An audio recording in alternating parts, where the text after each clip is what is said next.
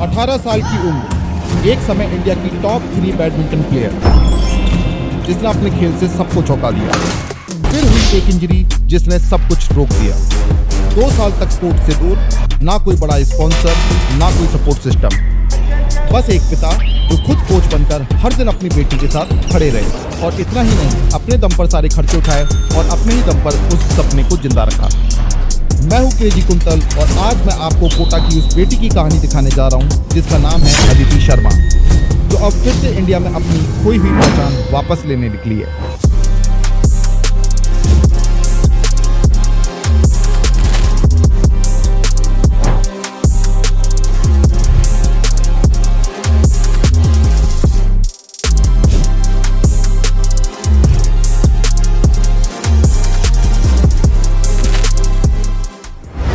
मेरा नाम अदिति शर्मा है। मैं 11th क्लास में हूँ। मेरी एज अभी 18 इयर्स है और मैंने स्टेट्स नेशनल खेल रखा है। मेरी रैंक इंडिया नंबर 3 भी रह चुकी है। आपने अभी बताया आपकी इंडिया में रैंकिंग 3 रह चुकी है। कब की बात है, क्या है, थोड़ा इस बारे में हमें जानना है। मेरी इंडिया में 3rd रैंक कोविड से पहले थी थोड़ा, या कोविड के बाद आई गेस, शायद 2020 या 2021 की बात है जब मेरी इंडिया में रैंक 3rd चल रही थी। मुझे वो जानना है कि ऐसी क्या स्ट्रगल्स आती हैं उस रैंकिंग तक पहुंचने में। वहाँ तक पहुँचने के लिए बहुत टाइम लगता है। अच्छा। 10 साल से खेल रही हूँ। ओके। तो अगर आप ऑल इंडिया खेल रहे हैं तो आपको क्वालिफाई करने के लिए एटलीस्ट 3 राउंड्स क्वालिफाई करने पड़ेंगे। उसके बाद भी आपको बहुत सारे टूर्नामेंट्स खेलने पड़ते हैं कि आपकी रैंक आए। बच्चे को हर साल 4 रैंकिंग खेलनी होती है। वो वहाँ से बीआई वाले शेड्यूल डालते हैं कि भाई ये 4 रैंकिंग है, जयपुर, उदयपुर, अच्छा, हैदराबाद, ये टूर्नामेंट एक तरह से प्राइवेट टूर्नामेंट होता है। मतलब हर कैटेगरी की 4 रैंक होती है। ओके। बच्चा हर साल वो रैंक खेलता है। क्वालिफाइंग के बाद मेन ड्रॉ आता है। मेन ड्रॉ में अगर ये 2 राउंड 3 राउंड क्लियर करता है तो इसकी रैंक वहाँ से चालू हो जाती है। ओके। फिर धीरे धीरे ये स्टेप बाय स्टेप बढ़ते हैं बच्चे खुद की मेहनत से, और वो सारे टूर्नामेंट इनको रेगुलर खेलने पहुंचा। तो रेगुलर खेलते खेलते इनकी ऑटोमेटिक वो रैंक के अंदर ये आ जाते हैं। क्या एज थी जब पहली बार बैडमिंटन स्टार्ट किया था? मैं 8 साल की थी जब मैंने बैडमिंटन खेलना शुरू करा। मेरे पापा ने मेरे को खेलना सिखाया स्टार्टिंग में, फिर मैंने यहाँ पे ज्वाइन करा। उसके बाद मैं बाहर अकेडमीज गई, मैंने वहाँ सीखा। मैं अकेडमीज में 1 साल थी हैदराबाद। उसके बाद मैंने काफ़ी अकेडमीज चेंज करी।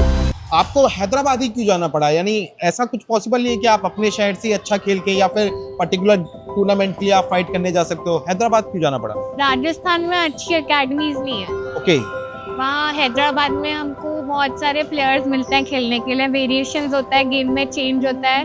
कोचेस सारे वर्ल्ड क्लासेस से आते हैं। इंडोनेशियन कोचेस होता है अकेडमी में। गवर्नमेंट की तरफ से कोई ऑर्गेनाइजेशन नहीं है इस चीज के अभी, या फिर कोई अकेडमीज इस तरह से बनाई गई हो? नहीं, गवर्नमेंट की तरफ से कोई सपोर्ट नहीं है। अच्छा। हम लोग जीतते भी है तो वो लोग बोलते हैं कि कोई फॉर्म फिल करो तो जो आप जीतते हो इवेंट आपको उससे प्राइज मनी मिलेगा, बट वो प्राइज मनी भी आते आते 3-4 साल लग जाता है। लास्ट ईयर मम्मा ने फॉर्म भरा, last year I guess, but उसका अभी तक कोई रिस्पॉन्स नहीं आया। कितना अमाउंट था?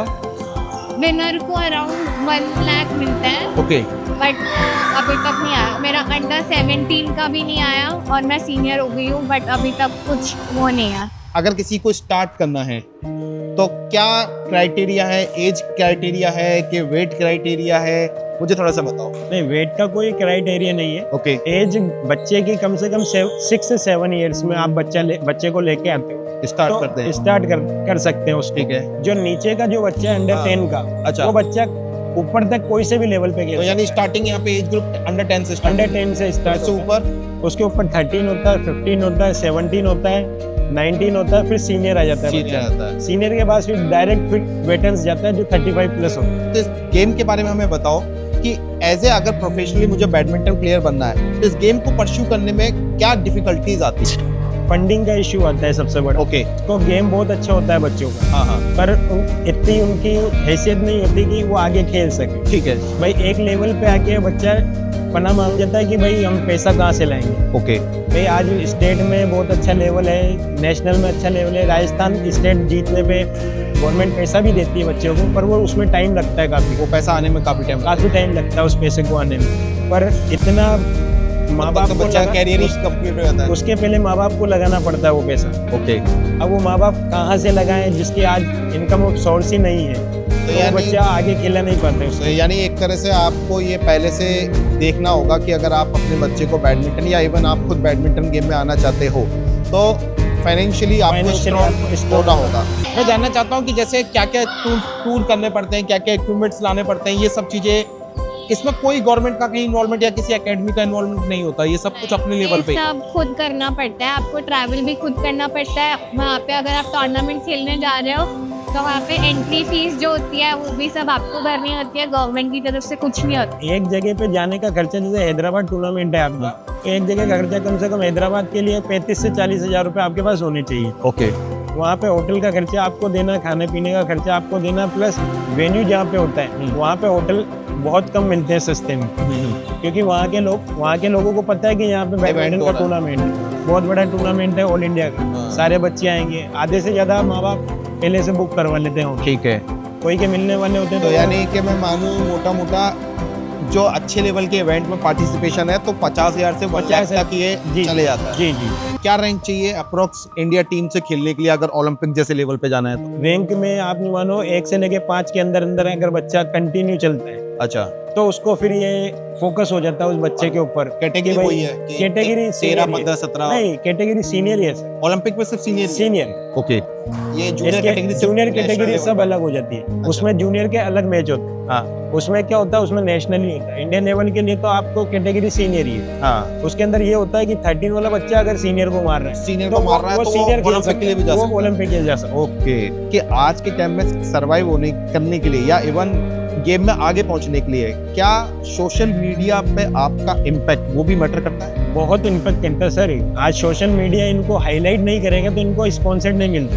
ओके, आज ठीक है, इनको योनेक्स ने स्पॉन्सर कर रखा है, पर वो वन टाइम स्पॉन्सर्ड है, उसके आगे क्या है, उसके आगे कुछ भी नहीं है। आज सात्विक और चिराग शेट्टी ने तो साफ कहा है कि हमारे बच्चे को बैडमिंटन में नहीं डालेंगे, क्योंकि गवर्नमेंट और इनकी तरफ से, मीडिया की तरफ से हमारे को कोई सपोर्ट ही नहीं करता। आज मीडिया का अगर सपोर्ट करते हैं सर तो बहुत बड़ा हाईलाइट हो जाता है। आज क्रिकेट में सूर्यवंशी को इतना हाईलाइट करते हैं कि वो इंडिया टीम के लिए, उसको लेने के लिए प्रेशर बन चुका है। आज इतना, आज मीडिया ही कर रहा है उसको हाँ, हाईलाइट, सही और बात कोई है। नहीं कर हाँ, सही बात रहा। है। आज अपने बैडमिंटन प्लेयर को अगर मीडिया हाईलाइट कर दे, नो डाउट प्लेयर अच्छा है, प्लेयर मगर प्रेशर ऐसा हो गया प्रेशर ऐसा हो है गया कि एक कि वर्डिक्ट आ चुका है कि इंडिया से अब वो खेलेगा ही। इंडिया से टीम खेले, हाँ। इंडिया से खेले, ये फर्क है। ये फर्क है सर। मीडिया बहुत बड़ी ताकत है सर। लाइफ का कोई डाउनफॉल? इंजरी मेरे को first ankle twist first court पे ही हुआ था, यहाँ पे खेलते हुए। ठीक है, यहाँ काम चल रहा था तो कोर्ट पे बहुत टेस्ट वगैरह थी। ओके, मैं आगे गई तो मेरा एंकल ट्विस्ट हो गया। उस टाइम इतना ध्यान नहीं दिया एंकल पे, वो सबसे बड़ी मिस्टेक थी। डॉक्टर ने बोला MRI कराओ, सब कराओ, तो MRI में 2nd ग्रेड आया, ओके, ग्रेड 2 लिगामेंट टेयर। मैंने बोला PRP करके एक वो होता है, तो उन्होंने बोला वो करना पड़ेगा और 1 महीने तक प्लास्टर रहेगा। तो इंजरी में मेरा 1 साल ऐसे ही निकल गया, बेड रेस्ट प्लास्टर, पेन। आपकी बेटी ने Tier 3 रैंक यानी कि इंडिया में बनाई, जी तीसरी रैंकिंग उसकी इंडिया में थी। जी फिर एक इंजरी की वजह से उसकी रैंक डाउन हुई। अब अभी उसे एक तरह से स्ट्रगल करना पड़ रहा है वापस उस फेज तक जाने के लिए। तो 1 से 2 साल उसका इंजरी में गुजरा। उस दौरान आपको कहीं ना कहीं ऐसा फील नहीं हुआ, चलो कोच नहीं, मैं तो एज ए पेरेंट्स आपसे पूछना चाहूँगा कि आपको ऐसा फील नहीं हुआ कि इतना अच्छा करने के बाद भी कोई भी ऑर्गेनाइजेशन, कोई भी सपोर्ट या कोई भी ब्रांड ने आगे बढ़कर हाथ नहीं बढ़ाया? नहीं, किसी ने भी नहीं, इसमें कोई भी नहीं बढ़ा सर। इसमें तो आदमी, कई जनों ने तो बैडमिंटन छोड़ दिया, कई के इंजरी की वजह से। ये यानी आपकी डॉक्टर नहीं है, तो बहुतों के साथ ये तो बहुत सौ के साथ है, मेरे अकेले के साथ नहीं। कभी कभी फील होता है कि स्पॉन्सर सबको मिलने चाहिए, जो अच्छे प्लेयर्स हैं, जो परफॉर्म कर सकते हैं, कि हम लोग भी बाहर जाके ट्रेनिंग कर सके, हमको भी किटिंग मिल सके और टूर्नामेंट में कोई सपोर्ट मिल सके पीछे से, बैक सपोर्ट की। हम लोग मतलब वो लोग सपोर्ट करते रहे, एक्सपेंसिव की इतनी स्ट्रेस ना हो। कई बार आपने अपनी लाइफ में ऐसा कहीं देखा है कि टैलेंटेड बच्चा है मगर सिस्टम की वजह से या फिर फाइनेंशियल कंडीशन की वजह से नहीं आगे बढ़ पाया? सर बहुत सारी जगह देखा, अच्छा, एक जगह नहीं, बहुत सारी जगह इतने बच्चों ने खेलना छोड़ दिया क्योंकि फाइनेंशियल प्रॉब्लम इतनी ज़्यादा होती है कि माँ बाप कहते हैं कि यार केवल इसके डॉक्यूमेंट्स इकट्ठे हो जाएं मेरे पास नेशनल के, ताकि इसकी नौकरी लग जाए। बस अब इतना ही खिला सकता हूँ, मैं इसको आगे नहीं खिला सकता। कई जनों ने इसको खेल के कोचिंग ज्वाइन कर ली, कोच बन गए कई बच्चे बैडमिंटन के, कि भैया हमारे पास पैसों का सपोर्ट नहीं है, इसलिए हम कोचिंग ही करेंगे अब। तो इवन मैं यानी रिक्वेस्ट करना चाहूँगा, क्योंकि मैं खुद एजुकेशन बैकग्राउंड से हूँ, 14 साल मैंने पढ़ाया है, तो जितने भी इंस्टीट्यूट हैं जिनके फाउंडर्स हैं, मैं उनसे रिक्वेस्ट करूँगा कि नो डाउट आप एजुकेशन में तो बहुत बेहतर कर रहे हो, जो बच्चे डिजर्विंग हैं उनको आप अच्छे कॉलेज अच्छे स्कूल तक पहुँचा रहे हो, मगर ऐसे बहुत बच्चे हैं जिन्होंने शायद IITN या डॉक्टर बनना नहीं चाहा है, वो अपने खेल के जरिए अपना नाम अपने देश का नाम रोशन करना चाहते हैं। अगर आप इसमें उनकी सपोर्ट करते हो, मैं किशोर कुंतल इस प्लेटफॉर्म को स्पेशली रन इसलिए कर रहा हूँ कि ऐसे डिजर्विंग बच्चे आगे हैं जो रूरल एरिया में अच्छा कर रहे हैं, तो प्लीज़ आप उन बच्चों को सपोर्ट करो। अगर आपके उनके कॉन्टेक्ट्स नहीं है, आप उन तक नहीं पहुँच पा रहे तो आप मुझे बताइए, मैं आपको लेके चलता हूँ उन बच्चों तक, मगर प्लीज़ ऐसे बच्चों को भी सपोर्ट करो, क्योंकि आपकी थोड़ी सी हेल्प से बच्चा कैरियर बना लेगा, पहचान देगा, मगर हाँ डॉक्टर इंजीनियर नहीं, कुछ और बन के। आइडल प्लेयर आपका कौन है? आइडियल प्लेयर मेरी कैलोरीना मैरिन थी, जिसने अभी वो रिटायर ले चुकी है। इंडिया में देखा जाए तो मेरे को चिराग शेट्टी और सात्विक रैंकी रेड्डी है।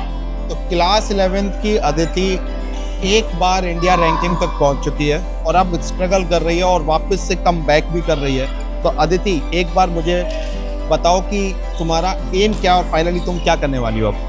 अभी मेरा एम है कि मेरे को मेरा गेम वापस से पीक लेवल पे लाना है, कि मैं स्टेट और नेशनल में अच्छा परफॉर्म कर सकूं।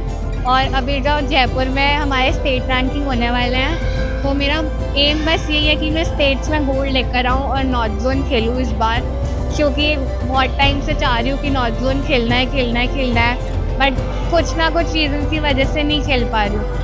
बट इस बार मैं पूरा 101% ट्राई करूँगी कि मैं नॉर्थ जोन खेलूँ और मेरा नेशनल्स भी लगे और नेशनल में हम लोग अच्छा परफॉर्म करें। अगर आपको अदिति की ये कहानी इंस्पायर्ड करती है और आप भी किसी ऐसे रियल हीरो को जानते हैं जिसकी मेहनत दुनिया को दिखानी चाहिए, तो उसकी कहानी कमेंट में जरूर बताएं। मैं क्रेजी कुंतल पूरी कोशिश करूंगा उस रियल हीरो को दुनिया के सामने लाने की।